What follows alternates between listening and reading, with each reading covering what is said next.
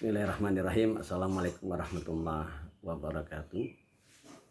Rekan-rekan sekalian, mari sama-sama kita lanjutkan kajian kita dalam masalah ilmu faraid atau tata cara pembagian waris menurut Al-Quran dan hadis Rasulullah SAW. Dan kali ini saya ingin menyampaikan satu masalah ketika kita akan membantu satu keluarga untuk menyelesaikan persoalan warisnya. Ada beberapa hal ya menjadi masalah, menjadi kendala ya di antara ahli waris itu, dan penyebabnya ini mohon maaf ya, penyebabnya itu diantara dari sekian banyak adalah karena juga orang tua. Jadi orang tua bisa menjadi penyebab ya terjadinya konflik waris ya terhadap para ahli warisnya kepada anak-anaknya. Oleh karena itulah para orang tua ini ya hendaklah dia mempelajarilah walaupun sedikit ilmu faraid biar paham, biar nggak salah ya. Kadang ada orang tua yang memang ya saya yakin dengan yakinnya maksudnya itu baik ya, sangat baik maksudnya dan bijaksana sekali. Tapi sayang ya orang tua itu caranya yang salah ya, maksudnya baik tapi caranya yang salah. Akhirnya apa? Menimbulkan ya keributan, permasalahan setelah dilakukan pembagian waris ya. Ketika akan dilakukan pembagian itu menjadi masalah. Apa itu?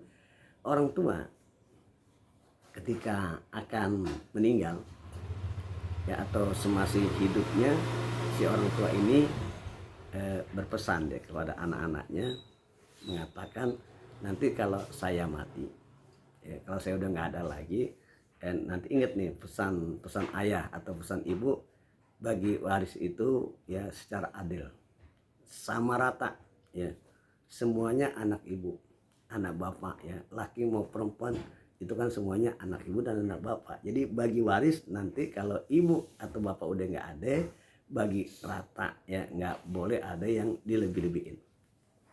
Nah kira-kira begitu ucapannya. Nah, ketika orang tua itu sudah tidak ada dan warisan itu akan dibagi, maka omongan ucapan dari orang tua itulah yang dipegang oleh sebagian besar ahli waris gitu ya, minta dibagi rata, sama rata. Karena apa? Karena pesan ada orang tua ya. Dengan alasan kita harus menghargai, menghormati orang tua kita yang punya harta ya. Nah hadirin sekalian ya, sehingga menjadi kisru, menjadi masalah di antara ashabul furud, antar keluarga itu. Nah rekan-rekan sekalian, kalau terjadi yang semacam ini ya, semacam ini yang tadi saya katakan bahwa orang tua itu maksudnya baik ya, maksudnya baik, nah caranya yang salah dan keliru ya. Kalau misalkan ini yang perlu ditanamkan kepada para ahli waris yang mungkin punya masalah yang semacam ini, tanamkan bahwasanya ketika orang yang punya harta ya, sebanyak apapun dia punya harta ya, entah dari ibu entah dari bapak, maka ketika orang itu meninggal dunia, nah itu ketika meninggal dunia, maka ingat harta itu kembali kepada Allah.